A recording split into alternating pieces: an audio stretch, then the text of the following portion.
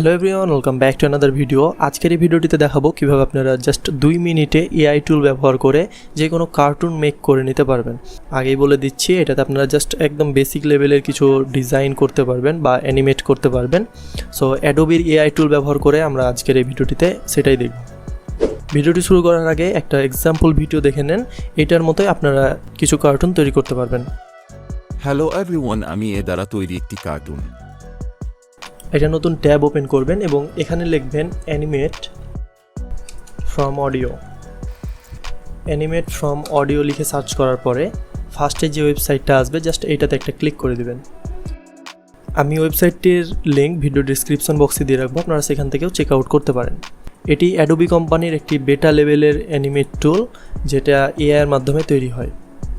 So এখানে দেখতে পাচ্ছেন ওয়েবসাইটটি লোড হয়ে গিয়েছে এবং এখানে খুবই বেসিক লেভেলের কিছু আপনারা কাজ করতে পারবেন, যেমন ধরেন ক্যারেক্টার এবং ব্যাকগ্রাউন্ড এবং সাইজ।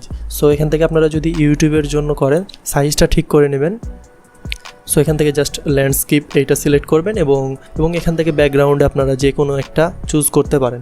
সো আপনারা আপনাদের ভিডিও অনুযায়ী চুজ করবেন। এখানে বেশ কিছু ইনবিল্ট ব্যাকগ্রাউন্ড দেওয়া আছে যেগুলো আপনারা ইউজ করতে পারেন এবং ব্যাকগ্রাউন্ডগুলো আসলেই অনেক সুন্দর এবং বেসিক লেভেল হিসেবেও অনেকটাই ভালো আছে।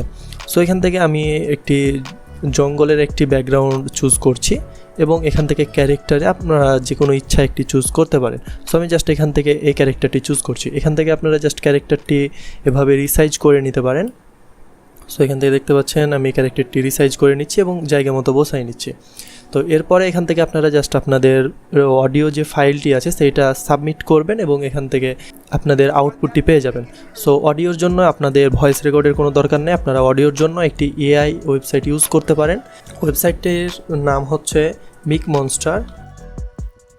মনস্টার লিখে সার্চ করার পরে ফার্স্টে যে ওয়েবসাইটটা আছে এইটা আপনারা জাস্ট ওপেন করবেন। দুইটা ওয়েবসাইটের লিঙ্কে আমি ভিডিও ডিসক্রিপশন বক্সে দিয়ে রাখব। এখান থেকে আপনারা জাস্ট ল্যাঙ্গুয়েজটা সিলেক্ট করে নেবেন বাংলাদেশ, আপনারা যে ভাষায় করতে চাচ্ছেন, এবং এখান থেকে দুইটা আপনারা ভয়েস পাবেন, একটা হচ্ছে প্রদীপ এবং নাবানিতা। সো আমরা জাস্ট এখান থেকে প্রদীপ এইটা চুজ করব এবং এখানে আপনাদের লেখাটি পেস্ট করে দেবেন। এরপরে এখান থেকে যে সাদা ঘরটা দেখতে পাচ্ছেন জাস্ট এখানে একটা ক্লিক করবেন।